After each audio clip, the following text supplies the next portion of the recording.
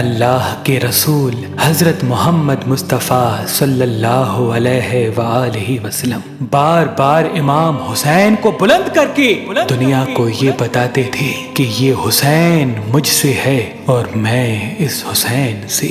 اے لوگو، اگر اس حسین پہ کوئی مشکل وقت آ جائے اور یہ تم سے مدد طلب کرے تو اس کا ساتھ دینا، کیونکہ یہ جنت کے جوانوں کا سردار ہے، میرا خون ہے، میری اولاد ہے۔ لیکن افسوس، ابھی رسول اللہ کی رحلت کو تھوڑا وقت ہی گزرا تھا کہ کربلا کے میدان میں ایک طرف 9 لاکھ کا مجمع تھا تو دوسری طرف وہ حسین جس کو اللہ کے رسول اپنے کندھوں پہ سوار کرتے تھے۔ امام حسین علیہ السلام اپنے نانا کی امت سے بار بار کہتے رہے کہ کیوں میرا رستہ روکا ہے؟ اے لوگو، پہچانو، میں تمہارے نبی کا نواسا ہوں۔ کیوں 3 دن سے میرے بچوں کو پیاسا رکھا ہے؟ کیوں میرے عزیز و اقارب کو شہید کیا ہے؟ بتاؤ، کیا میں نے رسول اللہ کی شریعت میں ترامیم کی ہے؟ کسی انسان کا حق کھایا ہے؟ کسی انسان پہ ظلم کیا ہے؟ اتنے میں فوج یزید ایک آواز میں کہنے لگی، اے حسین، ہم سب تجھے تیرے بابا علی کے بغض میں قتل کر رہے ہیں تاکہ یزید ہماری جھولیاں دولت سے بھر دے۔ امام حسین نے فرمایا، اے لوگو، آج جس اسلام کا علم تمہارے ہاتھوں میں بلند ہے، یہ علم میرے بابا علی نے بلند کیا۔ مت بھولنا، خیبر و خندق میں اگر علی نہ ہوتے تو اسلام کی فتح ناممکن تھی۔ وہ علی جس نے پوری زندگی اسلام کی تبلیغ کی، حق کو بلند کیا، رسول اللہ کی حفاظت کی، آج اس علی کو یہ اجر دے رہے ہو۔ اے لوگو، بتاؤ، اللہ کے رسول نے بار بار میرے بابا علی کا ہاتھ بلند کر کے فرمایا تھا کہ جہاں حق ہوگا وہاں علی ہوگا، جہاں علی ہوگا وہاں حق ہوگا، اور آج اس علی اور اولاد رسول کو یہ اجر دے رہے ہو۔ اتنے میں یزید کی فوج کے سپہ سالاروں نے دیکھا کہ کہیں فوج میں بغاوت نہ ہو جائے۔ اے شمر، کیا دیکھ رہے ہو؟ حملہ کرو۔ بس لاکھوں کی فوج نے جب رسول اللہ کے نواسے پہ حملہ کیا، امام حسین علیہ السلام نے اللہ کا نام لیا اور ذوالفقار کو نیام سے نکالا۔ تاریخ گواہ ہے، ایک طرف لاکھوں کا مجمع اور ایک طرف 3 دن کا بھوکا پیاسا حسین ابن علی۔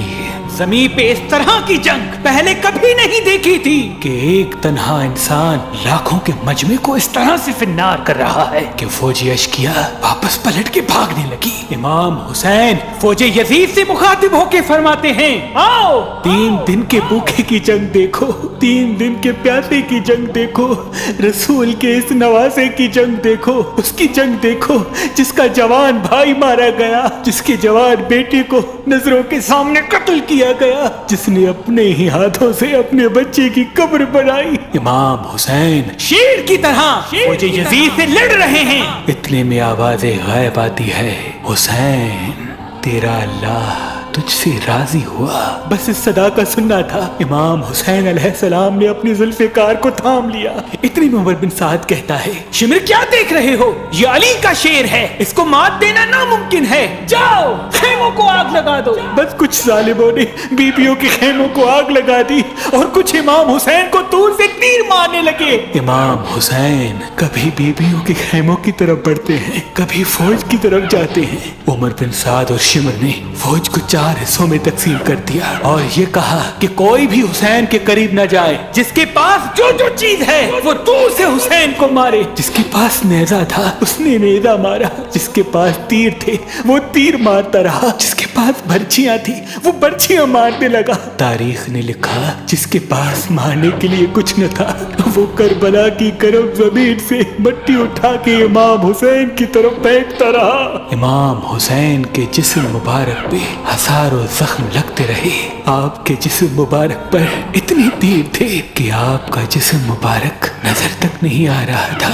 بس جیسے ہی نواسا رسول گھوڑے کی سینگ سے زمین پہ آتے ہیں، فوج یزید جھوم झूमना शुरू कर देती है। लेकिन इतने में वो घोड़ा जिस पे आप सवारी किया करते थे वो इमाम हुसैन के चारों तरफ घूमना शुरू कर देता है ताकि इन तीरों से मैं अपनी आका हुसैन को बचा लूं। वो घोड़ा दौड़ ही रहा था। इतने में उमर बिन साद ने कहा, ऐ लोगो रुको, मैंने अपनी आंखों से देखा था इस घोड़े पे अल्लाह के रसूल सवारी करते थे, कहीं तीर इस घोड़े को न लगे। और यूं तीरों को चलाना बंद किया गया। अफसोस है उन लोगों को उस घोड़े का तो एहतराम मालूम था जिस पे रसूल अल्लाह सवारी किया करते थे, लेकिन उस हुसैन का एहतराम भूल चुके जिनको अपने कंधों पे सवार करके उम्मत को दिखाया करते थे।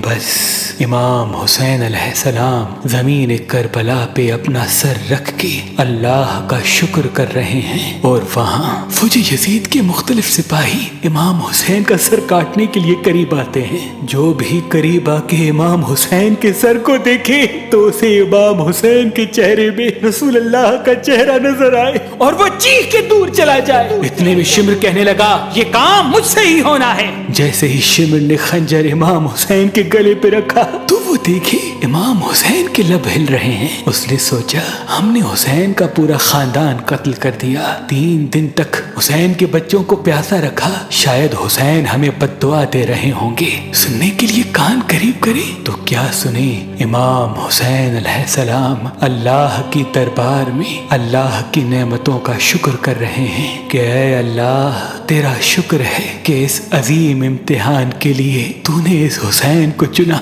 इतने में इमाम हुसैन ने आंखें खोली और शिमर से कहा, ऐ शिमर, क्या तू नहीं जानता मैं रसूल अल्लाह का नवासा हूँ, जन्नत का सरदार हूँ, हक पे हूँ, बेजुर्म हूँ। शिमर ने कहा, हाँ मुझे मालूम है। फिर आपने फरमाया, तो क्यों कत्ल कर रहे हो? शिमर ने कहा, ताकि यजीद मेरी झोली दुनियावी दौलत से भर दे। बस ये कहते कहते शिमर इमाम हुसैन का गला काटता रहा और फौजी यजीद मुसलसल झूमती रही। इमाम हुसैन के सर कलम होने के बाद सादात को लूटा गया। इमाम हुसैन के सर मुबारक को नोके सिना पे बुलंद कर दिया। बीबी सकीना को तमाचे मारने लगे। रसूल अल्लाह की नवासियों के सरों से चादर को लूट लिया और इमाम हुसैन के जिस्म मुबारक की तौहीन करने लगे। तारीख ने लिखा, इमाम हुसैन के जिस्म पर जो जो चीजें थी उनको लूटने लगे। इतने में एक शख्स इमाम हुसैन के जिस्म के करीब आया। इमाम हुसैन के हाथ में एक अंगूठी पहनी थी, उतारने की कोशिश की, ना उतरी। वो उंगली काट के अंगूठी ले गया। आपके जिस्म मुबारक को रस्सियों से बांध के करबला की गर्म जमीन पे इधर से उधर फिराया गया। इतने में उमर बिन साद ने कहा, ऐ शिमर, हुसैन और उसके साथियों की लाश का वो हश्र करते हैं कि रहती दुनिया तक कोई भी यजीद के खिलाफ आवाज न उठाए। सबके जिस्म से सरों को काट लो और सबकी लाशों को पामाल कर दो। जमीन करबला गवाह है, कहीं से कोई कबीला उठ के आता है और कहता है कि हम हुर की लाश को पामाल होने नहीं देंगे। कहीं बीबी उम्मे लैला का कबीला आके कहता है कि हम अली अकबर का लाशा पामाल होने नहीं देंगे। कहीं बीबी रुबाब के कबाइल के लोग कहते हैं हम अली असगर का लाश पामाल होने नहीं देंगे। एक एक शहीद की लाश पामाल होने वाली जगह से हटाई गई। तारीख गवाह है, सिर्फ रसूल अल्लाह का अकेला नवासा करबला की गर्म जमीन पे पड़ा रहा और मगरिब के घोड़े मशरिक की तरफ, मशरिक के घोड़े मगरिब की तरफ दौड़ते रहे। इमाम हुसैन का जिस्म पामाल होता रहा। इमाम जाफर सादिक अलैहिस्सलाम फरमाते हैं, मेरा सलाम हो मेरे उस गरीब दादा पर जिसकी लाश को इस तरह से पामाल किया गया कि उनकी दाईं पसलियां बाईं पसलियों की तरफ चली गई और बाईं पसलियां दाईं पसलियों की तरफ चली गई, जिनका सीना और पुश्त एक साथ हो गया। सलाम हो मेरे उस बेवतन दादा हुसैन पर जिनके जिस्म मुबारक के टुकड़ों को जमीन करबला पे बिखेरा गया। सलाम हो, सलाम हो, सलाम हो।